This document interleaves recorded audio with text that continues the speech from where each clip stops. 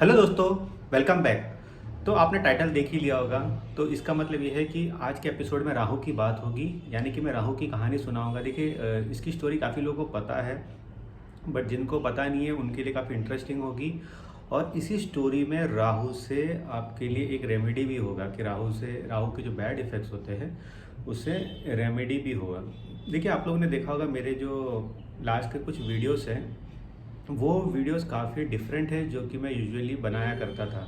यानी कि जो मेरे जो चैनल हैक हुआ था उस वीडियो से काफ़ी मैं थोड़ा चेंज होकर वीडियो बना रहा हूँ। क्योंकि जब चैनल हैक हुआ था तो मैंने एक चीज़ रियलाइज़ किया था कि मैं वही चीज़ कर रहा हूँ जो मुझे जब मैं चैनल मैंने जब वो खोला था कि आप लोगों के लिए एस्ट्रोलॉजी काफ़ी ज़्यादा ईजी कर दूँ। बट मैं कहीं ना कहीं आप लोगों को वही सिचुएशन बता रहा था जिसमें आप हमेशा थे, यानी कि मैं प्लैनेट्स की ही बात कर रहा था। बट हमारी जो लाइफ होती है वो प्लैनेट से ऊपर होती है, यानी कि हमारा जो सोल होता है ना वो प्लैनेट से ऊपर होता है। बट हम उस प्लैनेट्स के बीच में ही ट्रैप होते हैं। देखिए, आपके लाइफ में जैसे कि मैंने पहले भी कहा है, जो भी होता है वो प्लैनेट्स के आपस के ईगो क्लैशेस या फिर फाइट की वजह से होता है, जिसके बीच में हम मनुष्य आ जाते हैं।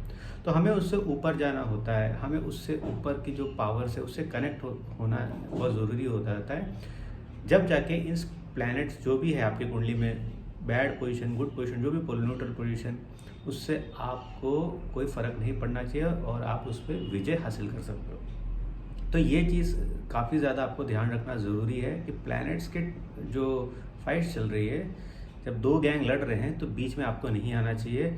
हमें उससे कैसे ऊपर रहना है ये हमें समझना चाहिए।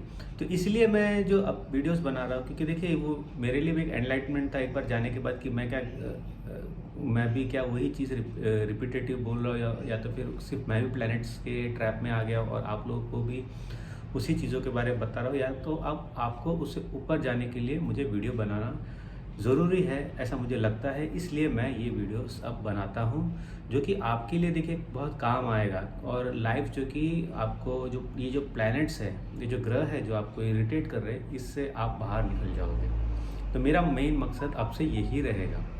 तो देखिए, राहु की देखिए जो स्टोरी है, आपको पता ही है कि स्वर भानु जो था, ठीक है, वो एक दानव था और काफ़ी अच्छा जो कि दानव था, कहा जाता है बहुत पावरफुल दानव था, जिसमें डिसीव करने की, जो कि कोई भी रूप ले लेने की ताकत होती थी। और जब समुद्र मंथन होता है, जब आपको पता है कि अमृत निकलता है, तो वो स्ट्रैटेजिकली वो आइडिया लगा के ही किया गया था कि वो सिर्फ देवता को ही दिया जाए। बस आप समझिए कि दानवों को बोला गया था कि आपको दे दिया जाएगा, बट वो स्ट्रैटेजिकली कभी उनको नहीं मिलने वाला था। तो जब समुद्र मंथन होके, जब आपको पता ही है कि जो विष्णु जी मोहिनी का रूप लेके सिर्फ देवताओं को पिलाते हैं, तब इंटेलिजेंट स्वर भानु देख लेता है कि ये एक ट्रैप है, दानवों के अगेंस्ट देवताओं को ही दिया जाएगा। तो वो जो कि देवता का रूप लेके वहाँ पे जाके वो भी जो कि आप कह सकते हो कि अमृत पी लेता है और वो भी अमर हो जाता है। बट ये अब देखिए, विष्णु जी पिला रहे थे अप्सरा बन के, बट वो जो कि समझ नहीं पाए कि ये जो दानव है इसने अपना रूप बदलाया करके। तो इतनी क्वालिटी थी स्वर भानु में कि वो विष्णु जी को भी एक टाइम पे उसने डिसीव कर दिया। और जब ये उसके जस्ट बाजू में जो खड़ा हुआ चंद्रमा यानी कि मून दिखता है, वो विष्णु जी को आगाह करता है और पता चलता है कि अच्छा, ये तो स्वर भानु दानव है, इसने भी अमृत पी लिया है। तो जो कि विष्णु जी अपना सुदर्शन चक्र चला के उस पर चला देता है, उस दानव पे, और जो कि वो राहु और केतु में तब्दील हो जाता है। तो ये एक रीज़न हो जाता है मून, जो कि यानी कि चंद्रमा, राहु का सबसे बड़ा एक दुश्मन बनने में। आप देखिए, राहु सबसे ज़्यादा इम्पैक्ट किसको करता है? मून को करता है और सन को करता है, ठीक है। मेन वॉर तो उसका गुरु के साथ होता है, बट जो मेन उसका जो दुश्मन होता है वो मून होता है। इसलिए जब भी राहु आपकी कुंडली में मून को एस्पेक्ट करता है या मून के साथ रहता है, वो आदमी हमेशा एक स्ट्रेसफुल माहौल में रहता है, एक वॉर जोन, आप कह सकते हो, वॉर जोन नहीं कहूँगा, एक स्ट्रेसफुल सिचुएशन में रहता है। हमेशा बॉडी एक स्ट्रेस में रहता है। ठीक है, कुछ करना है, कुछ एंटी करना है, ऐसे मोड में रहता है। अब अभी तो देखिए वो वीडियो मेरे पास नहीं है जहाँ पे मैंने ये बहुत अच्छे से समझाया था कि दो बहुत अच्छे एजुकेटेड लोग, ओसामा बिन लादेन, ठीक है, और आपके अफजल गुरु, ये दोनों बहुत एजुकेटेड थे। एक इंजीनियर था और एक पीएचडी ग्रेजुएट था, पीएचडी किया हुआ था। तो दोनों में कैसे मून और राहु का प्ले था करके। तो इसी तरीके से राहु जो कि मून के अच्छी क्वालिटीज़ को हमेशा दबाने की कोशिश करेगा, वो देवत्व जो था मून का वो ख़त्म करने की कोशिश करेगा और अपने हिसाब से चलाने की कोशिश करेगा, क्योंकि जो इंटेलिजेंस है, ठीक है, वो राहु के पास है।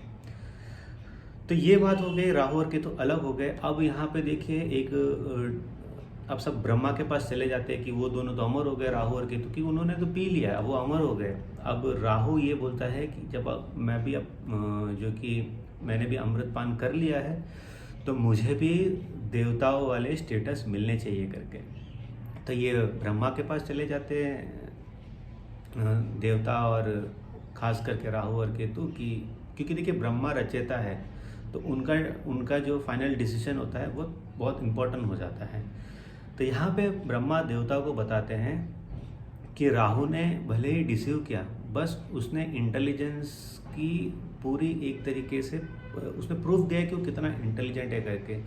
और जो रूल्स के हिसाब से होता है कि जब अमृतपान कर लिया है तो उसको भी देवता जैसे माना जाएगा, ठीक है। तो आपको ये चीज़ समझना चाहिए। तो ये ब्रह्मा ने एग्री किया और ब्रह्मा ने बोला कि आपका भी यहाँ पे ब्रह्मलोक में स्वागत है। तो ब्रह्मा देखिए आज के टाइम के आप देखिए कि जो होते हैं ना, जो एक्टिविस्ट होते हैं या तो किसी तरीके के जो other side of the story देखते हैं, ठीक है, उनके जैसा ब्रह्मा ने यहाँ पे बिहेव किया और राहु को वो बोला कि आपको भी देवता के वैसे ही देखा जाएगा, खास करके ब्रह्मलोक में तो आपको देखा ही जाएगा और आपको भी उनके उतना ही पावरफुल समझा जाएगा।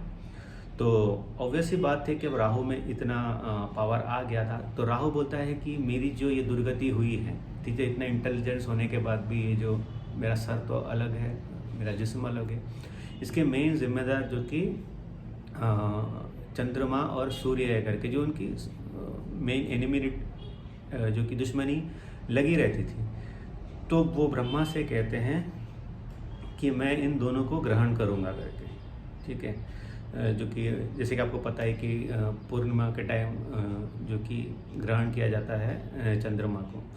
तो इसी तरीके से ये तो ब्रह्मा बोल देते कि ठीक है आप ग्रहण कर लो, आपको ये पूरा ये टाइम पीरियड जो है आपका रहेगा, ताकि आपका वर्चस्व जो कि देवत्व का होता है ये आपका मेंटेन रहे करके। और सारे देखिए अब जो कि देवता है इस पे कंक्लूड कर लेते कि ठीक है, इसके इंटेलिजेंस की तो हमें रिस्पेक्ट करनी चाहिए। तो हमें तो जो इंद्र देव है जो रिप्रेजेंट करते हैं देवताओं को, वो एग्री कर लेते हैं कि हाँ राहु जो कि जो एक टाइम पीरियड होता है वहाँ पे चंद्र और सूर्य को दोनों को ग्रहण करेगा करके।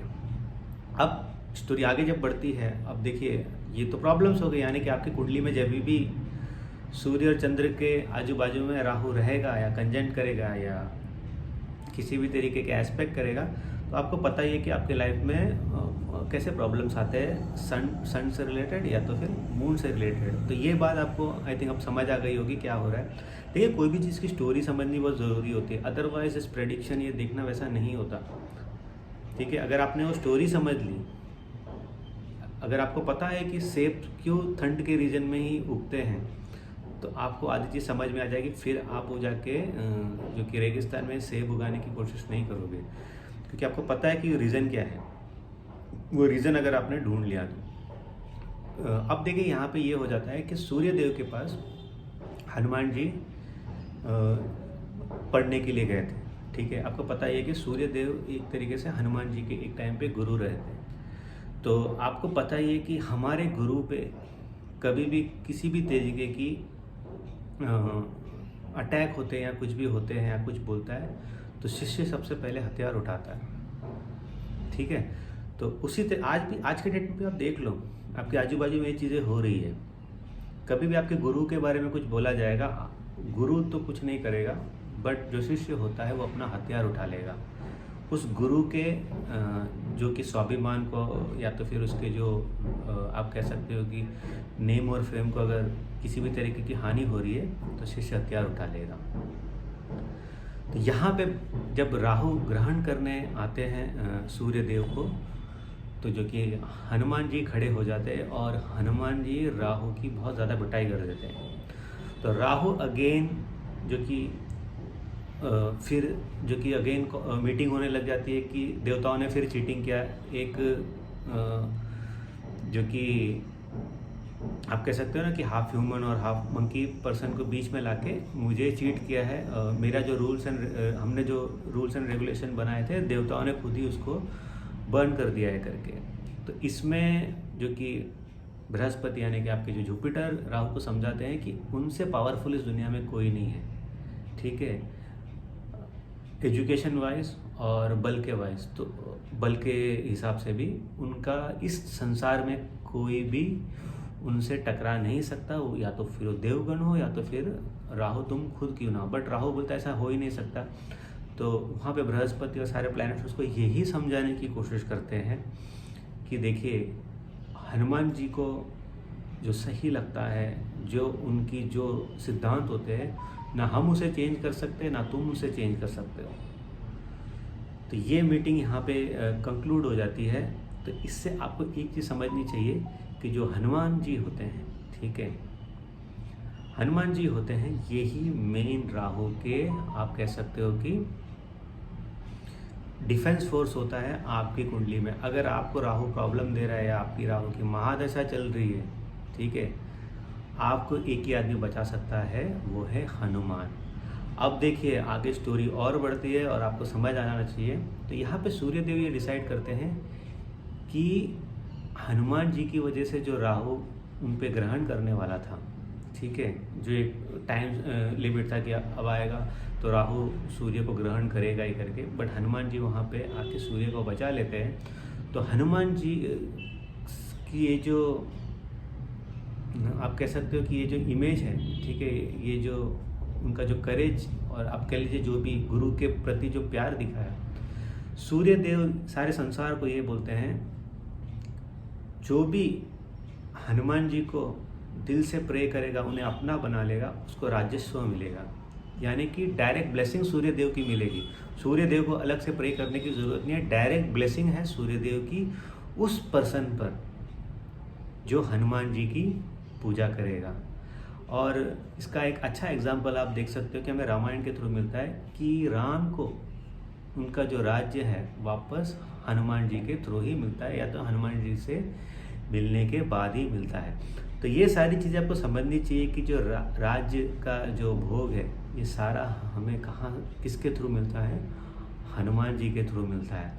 तो हनुमान जी राहु के देखिए मेन अगर आपके लिए कोई रेमेडी है, ठीक है, ये जो आप कहते हो कि ना अंगूठी पहनना, ये सारी जो चीज़ें करना होगा, ठीक है, ये सब राहु को खुश करने तक ठीक है। यानी कि आपने एक्सेप्टेंस ले लिया है कि राहु से मुझे डर के रहना है, ठीक है, राहु पे फतह हासिल नहीं करनी है, या तो राहु मेरे पास कभी आया ही ना, आपको राहु के उस चक्रव्यूह में ही रहना है, उससे डर के रहना है कि राहु मुझे परेशान ना करे, मैं आपके लिए ये करूँगा, मैं आपके लिए वो करूँगा। बट अगर आपको उसके ऊपर विजय पानी है तो उसका एक ही मार्ग है, वो है हनुमान जी। ये आपको समझना पड़ेगा। दूसरी चीज़ आप देखिए काफ़ी लोग बोलते हैं कि साइंटिफिक प्रूफ है, कुछ ना कुछ देखिए इसमें रहता है। देखिए एक बात हमेशा याद रखिए, जल जो है वो कभी भी आपके वायु को कंट्रोल नहीं कर सकता, बट वायु जल को कंट्रोल कर सकता है। मून जल होता है, उस पर राहु जो कि वायु है, नेगेटिव डेंजरस तूफानी वायु है, वो कंट्रोल कर सकता है। सूर्य जो कि आग को शो करता है, वो भी आग, कभी देखा आग को वायु कंट्रोल करते हुए आपने कभी नहीं देखा होगा, पॉसिबल ही नहीं है, नेचुरली पॉसिबल ही नहीं है। बट वायु जो है वो आग को बुझा भी सकता है और भड़का भी सकता है, जो कि अनइवन हो जाता है, ठीक है ना, डेडली हो जाता है। बट वायुपुत्र हनुमान जो कि वायु को रिप्रेजेंट करते हैं, वही कार्ड है राहु का।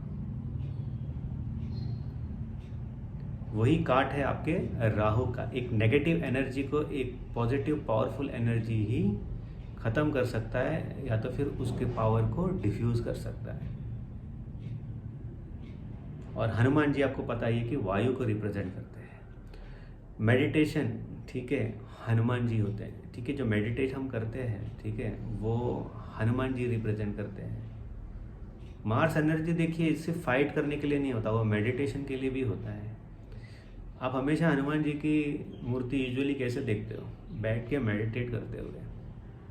आपकी जो ब्रीदिंग सही होती है, आपके जो चक्र सही चलने लगते हैं, ऑटोमेटिक राहु आपकी ज़िंदगी से बाहर निकलने लग जाता है। बट आप नेगेटिव चीज़ों को भरने लग जाते हो, कुछ भी अनशन खाने लग जाते हो, बॉडी को डर्ट में तब्दील कर देते हो, तब जाके आपकी जो कि लाइफ एक तरीके से ख़राब होने लगती है। तो होपफुली इस स्टोरी से आपको काफ़ी कुछ पता चला होगा। देखिए काफ़ी लोगों को तो ये पता ही है जो सनातनी धर्म को फॉलो करते हैं, बट काफ़ी जो नए लोग हैं उन्हें नहीं पता। तो मेरा मेन मकसद ये था कि उनसे कनेक्ट करूं और आपको रियल फैक्ट्स बताऊं कि क्यों ऐसा कहा जाता है, क्यों ऐसा होता है। क्योंकि हमेशा एक जिज्ञासा रहती है, क्यों राहु का कोई तोड़ नहीं है, क्यों हम उस पर डिपेंडेंट रहे या उसको खुश करते रहे। तो मेरा मेन देखिए चैनल से आगे से देखिए यही मकसद है कि मैं आपको हायर साइड ऑफ लाइफ लेके जाऊँ और आपको समझाऊँ, ठीक है, कि आपके लाइफ का प्रॉब्लम कहाँ पे सॉल्व होगा करके। और देखिए जो भी हनुमान जी को लेके चलेंगे, ठीक है, राजस्व जरूर भोगेंगे। ओबामा, अब देखिए ओबामा यूएस के जो 2 टाइम प्रेसिडेंट बने थे, उनके पास भी पंचमुखी हनुमान लेके चलते थे। अब इसका मतलब ये नहीं था कि, या मैंने पर्सनली जाके देखा नहीं कि वो दिन में 108 बार हनुमान चालीसा का जाप करते थे, बट बिलीफ था, उस बिलीफ को वो कैरी करते थे। जब आप एक बार बिलीव कर लोगे ना किसी भी गॉड, देखिए सबका इष्ट देव होता है, अगर एक बार आपने उस पर बिलीव कर लिया ना, वो इष्ट देव आपको कभी नहीं छोड़ेगा। इष्ट देव के ऊपर जो कि मैंने वीडियो बनाया हुआ है, आप देख सकते हो इष्ट देव कितना इंपॉर्टेंट होता है हमारी कुंडली में। अदरवाइज आपको नहीं पता आपका इष्ट देव कौन है, क्या है, कुछ नहीं समझ में आता है। लाइफ की जो भी प्रॉब्लम है देखिए वो सॉल्व हनुमान जी के थ्रू हो जाएगा। तो होप आपको ये वीडियो अच्छा लगा होगा, और आपकी जो भी राय है कमेंट्स में लिखिए और ज़रूर बताइए कि वीडियो कैसा लगा आपको। और आप ऐसे और स्टोरीज़ दूसरे ग्रहों के बारे में सुनना चाहते हैं तो आप ज़रूर मुझे कमेंट कीजिए, बताइए कि आप किस ग्रह के बारे में क्या स्टोरी सुनना चाहते हैं। तो अगले एपिसोड तक मुझे इजाज़त दीजिए, बाय। ख्याल रखें अपना, सुरक्षित रहिए, और जो प्रिकॉशन है कोविड से रिलेटेड आप उसका ध्यान रखें कीजिए, क्योंकि ज़िंदगी में सबसे बड़ी चीज़ आज़ादी होती है। उससे महंगी चीज़ लाइफ में कुछ नहीं होती इस ज़िंदगी में। और अगर हम सब प्रोटोकॉल फॉलो करेंगे कोविड का, तो आज़ादी हमें आज नहीं तो कल ज़रूर मिल जाएगी, जो कि लॉकडाउन के थ्रू हमसे छीन ली गई है। तो बस मैं इतना ही बात कहूँगा। नमस्ते।